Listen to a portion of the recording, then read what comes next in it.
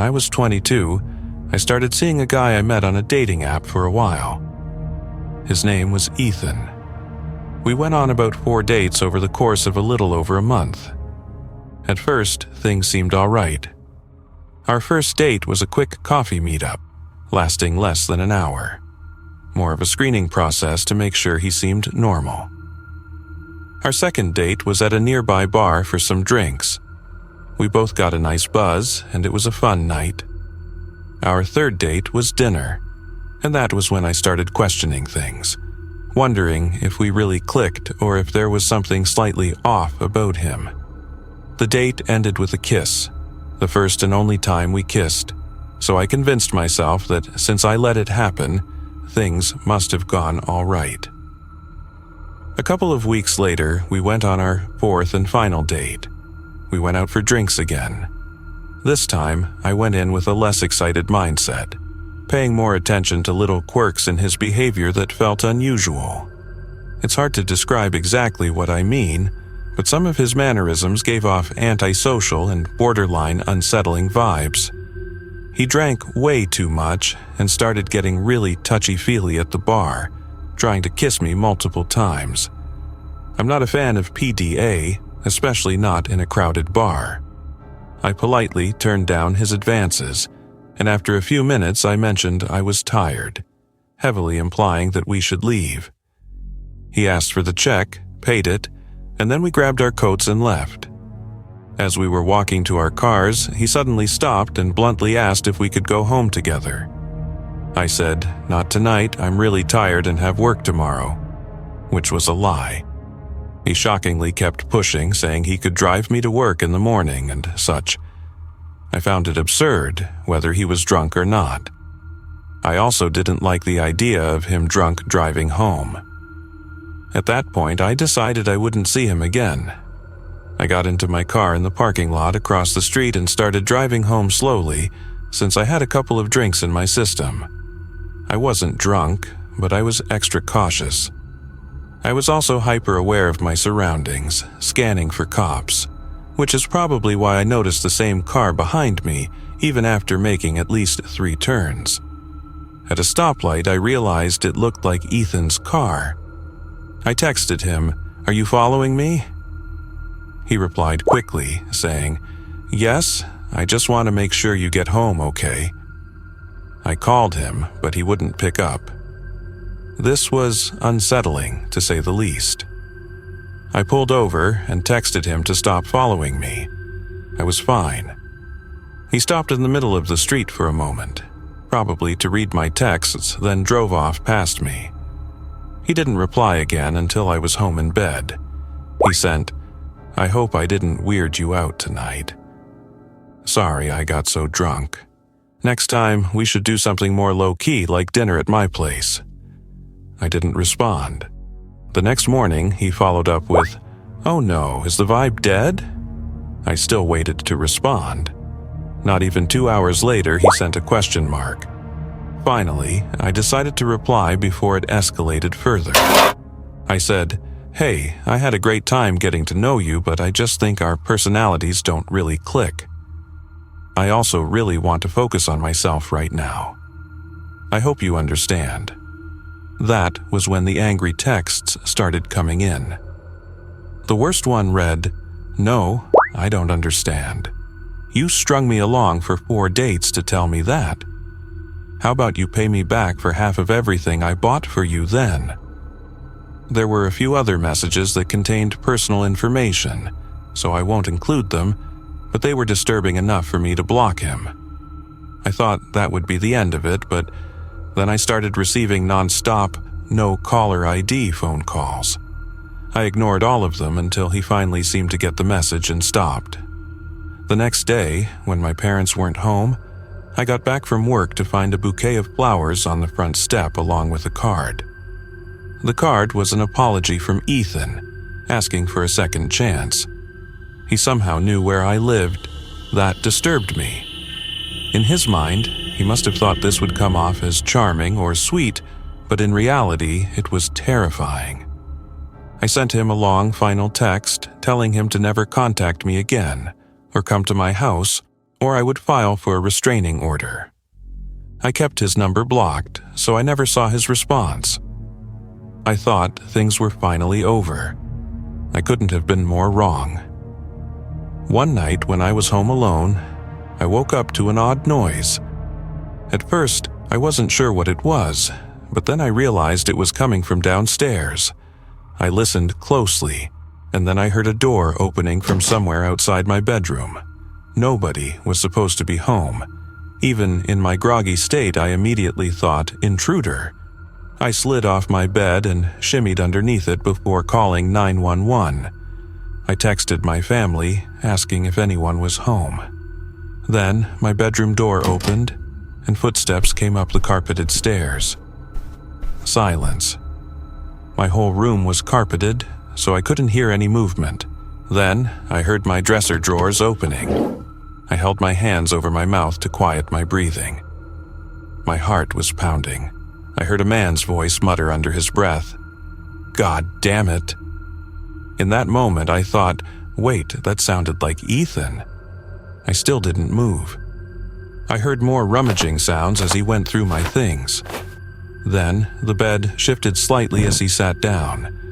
I could see the outline of 2 shoes through the bed skirt. Even in the dark, they were visible. He sat there for what felt like an eternity before standing up and whispering, "Foxing bitch." I heard him shut all the drawers, then his footsteps descended the stairs. I called 911 again, still whispering, and stayed under the bed until an officer arrived. The police searched the house and found that all the windows were unlocked.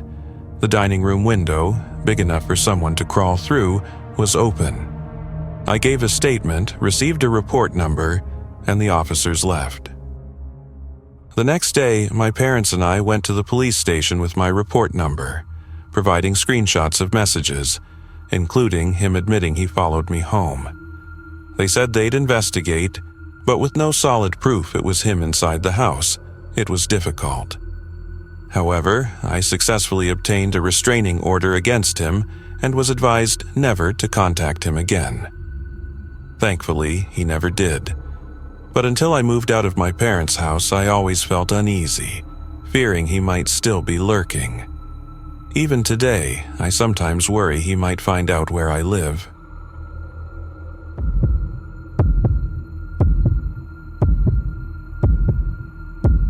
I was in the 6th grade when this happened.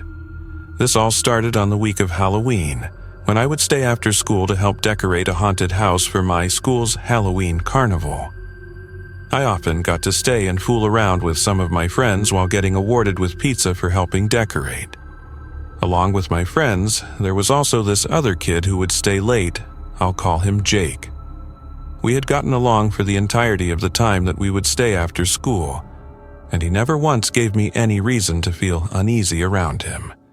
He was genuinely a funny and cool kid. But anyway, fast forward 2 weeks. I was suddenly approached by a group of girls in my grade who were all excited and had wide grins on their faces. I asked them what was going on, only for them to tell me that I had a secret admirer and that he would be texting me tonight. Now, I'd be lying to you if I told you that I wasn't excited, or at the very least curious about this. I wanted to know who. Later that night, when I was about to go to sleep, I got a notification from Messenger. It was the only app I had at the time that I always used to communicate with my parents whenever I was home alone. The message was from Jake. I had completely forgotten that I added him on Facebook on Halloween. I opened the message and it read, "Lena, I need to talk to you." I was concerned and quickly replied, "Yeah? What's going on? Everything okay?" To this day, I wish I hadn't replied. The typing bubbles appeared and stayed there for a good 2 minutes, which meant that he was still typing. It felt like forever, until his message finally came through. I didn't expect what came next.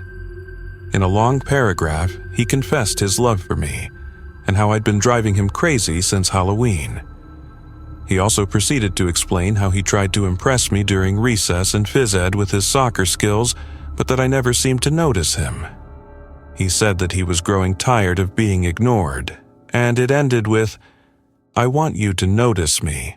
So I guess what I'm trying to say is, will you be my girlfriend?" I cringed at every word. I stared at the message for a long time.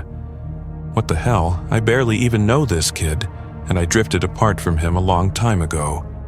I was trying to come up with a way to let him down easily, as I didn't want to hurt his feelings. I told him I didn't like him like that, and that I wanted to just be friends. I could tell right away that he didn't like this answer. He kept asking me why, and I had to come up with a reason each time until he eventually stopped answering. The next morning was a nightmare for me. Some of his friends kept coming up to me and telling me that Jake wanted to kiss me, which he told the entire grade he wanted to do and that he would do it, even if it meant cornering me. Taking this as a threat, I decided to tell my teacher. She told me to stay inside during recess and lunch, and that if he ever got even close to me, to run right back to the classroom. This wasn't enough for me. I reported him to the principal, who told me he would do something right away, and this gave me some relief. I feel I should mention that I lived right across the street from my school, and everyone knew this, including Jake, which leads me to what happened next. Later on in the week, I was walking home from school. I hadn't even been inside my house for more than 2 minutes before I heard someone knocking on my front door. I peeked out the window just in time to see someone ducking behind a parked car across the street. It had to be Jake. He must have been following me. My mom opened the door to find a piece of paper on the floor, and not surprisingly, it was addressed to me. I read the note out loud, and it said there was a surprise waiting for me under the Cadillac in my driveway, which at the time belonged to my brother. My mom went to check, only to find nothing. But it was after this day my brother's Cadillac stopped working. I still have no idea what Jake did to the car, but my brother was forced to sell it. Unfortunately, my nightmare doesn't end there. I was constantly harassed by Jake's friends, telling me to give him a chance and that he would treat me right. There was even a moment when I caught Jake taking a picture of me walking home, and the only reason I saw him was because I barely heard the sound of an iPhone camera behind me. Who knows how many photos of me he had on his phone. And every morning I woke up to a message from him with something along the lines of, "I can't wait to see you at school," or "I bet you'll look beautiful today." The harassment and stalking were only getting worse, and it was making me fear for my safety, especially now that he knew where I lived. Finally, I got a call into the counselor's office and I felt relieved, expecting her to tell me that Jake was going to get in trouble, or that the cops would get involved. Anything. Instead, what I heard was worse. The counselor proceeded to tell me that boys will be boys, that they do crazy things when they're in love, and that I shouldn't be mad about this. She told me I should feel flattered as this kind of stuff was bound to happen, and that the only thing I could do was to accept it and learn from it. At the time, I didn't see the problem with her words, as I genuinely believed her. But looking back on it now, this was an insane and disturbing thing to say to a 6th grader who was being sexually harassed and who was fearing for her safety almost every day. That afternoon, I came home from school telling my mom everything the counselor told me, and she was rightfully furious. I was called to the principal's office again that same day, same week, this time with my mom present. I remember very clearly my mom telling the counselor and principal, "What are you waiting for something bad to happen to her before you do something?" She continued to ask why it was taking so long for something to be done. They both stayed silent. My mom ended it by threatening the counselor and telling her to never speak to me again unless she was present. But unfortunately, I don't think the school ever did punish Jake, which to this day enrages me. He basically got away with everything. It doesn't even end there. One night during the weekend, when my parents had gone shopping, I was about to go to bed after watching a YouTube video on my iPad when I heard something at my window. Now, I'm on the second floor, so this was especially strange. The only thing that hits my window are birds accidentally flying into it. I sat up listening. Then it happened again. Then it happened again and again. They were consistent thuds, and it was starting to freak me out. I finally got the courage to get up from my bed and see what it was. My heart dropped into my stomach when I opened the curtain and looked down to see Jake holding a handful of rocks, looking up at my window. He somehow had managed to figure out which window was mine. Thankfully, I never had another incident, even though I had to see him throughout the entirety of my school years, from 6th grade to senior year. The last thing I heard about him was that he was arrested. God only knows for what. I just hope that woman no longer works with children, and that I never have to see Jake again.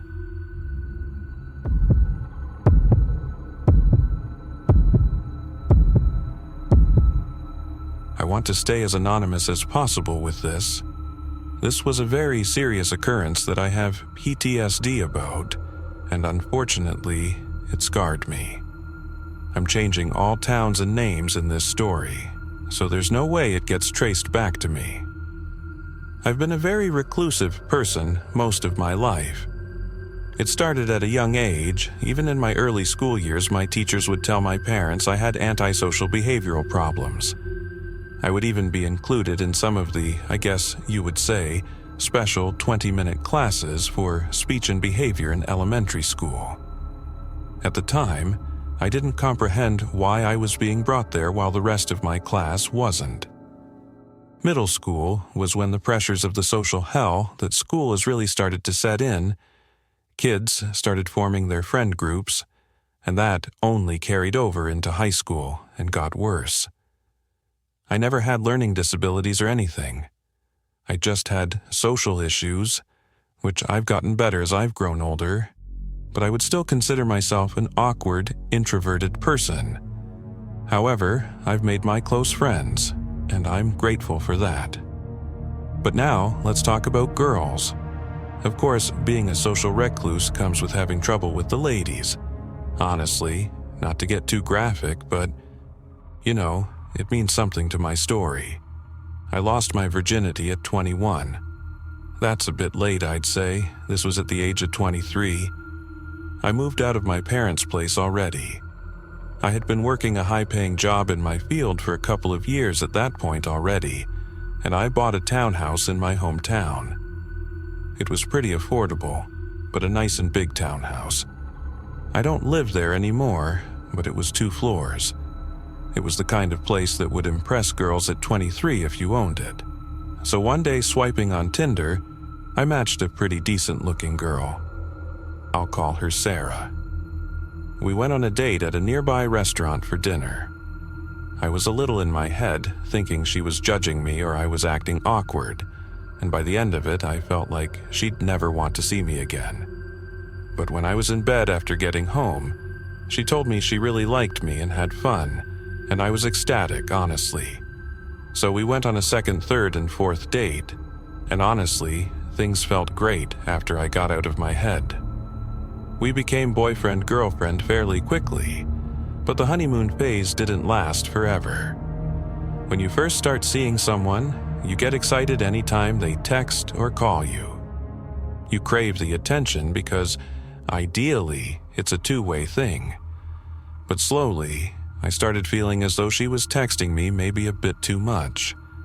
At all times of the day, she'd ask where I was. If I was doing something or perhaps took my time in responding, she'd call me or send question marks to follow up. One day, when we were on the couch, she demanded we share our locations with each other. I wasn't thrilled about this, even though I had nothing to hide. I did it anyway.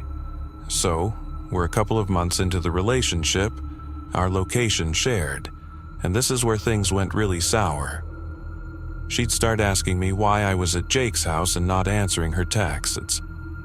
It got so bad that one night when I was with Jake and my friend Ryan in Jake's basement on a Friday night, she actually showed up to his house, and Jake's mom walked Sarah downstairs. She didn't even hide the fact that she was pissed at me and immediately spoke in a loud voice, almost a yell, reprimanding me for goofing around at Jake's house instead of answering her texts about going to some winery the following day. I asked her if we could discuss this later, but she insisted I leave with her. I apologized to my friends and went outside with her. We had an argument in the street. She wanted to come home with me, but I told her no. We both drove separately, obviously, so I drove home and told her not to follow me. When I got home, I sent her a long text telling her we need a break and I need space. Should I have done this in person? Yeah, probably. Text message breakups aren't fair most of the time. But honestly, in the moment, I was scared of what her reaction would be in person. Of course, she started calling me over and over, blowing up my phone with texts. When I eventually stopped answering, I got aggressive pounds at my front door of my townhouse and constant rings from the doorbell. It got so bad that my neighbor actually came out and asked her what she was doing. I heard Sarah screaming at him that I'm a piece of shit and this and that, and my neighbor calmly told her to go home. I listened to everything with my ear basically up to the door. She did leave. And honestly, I was kind of disturbed. I'm not saying the crazy just came out of nowhere. There were definitely signs, but I was blind to some of it because of the honeymoon effect. The next day, I remembered to stop sharing my location with her. And immediately, as if she were obsessively checking our texts, she angrily blows me up for doing that. I was more and more sure of my decision to cut ties with her every text she sent. My final text to her was, "I'm sorry, Sarah. I have to block you for a while. You're scaring me." 1 week later, I had a terrifying experience at home where I heard strange noises and found my dining room door open. I called the police, believing Sarah had broken in, but they found nothing. That night, I woke up to a series of texts from a new number, Sarah. She was begging to talk, and just as I finished reading, I heard a scream from my closet. Sarah burst out, wielding a knife. I barely managed to escape and barricade myself, talking her down while calling 911. When the police arrived, they kicked down my door and arrested her. The legal battle afterward was exhausting, but she was convicted on serious charges. The scariest part? I once thought I loved her. Now, I live with the scars of that night, and I'll never ignore red flags again.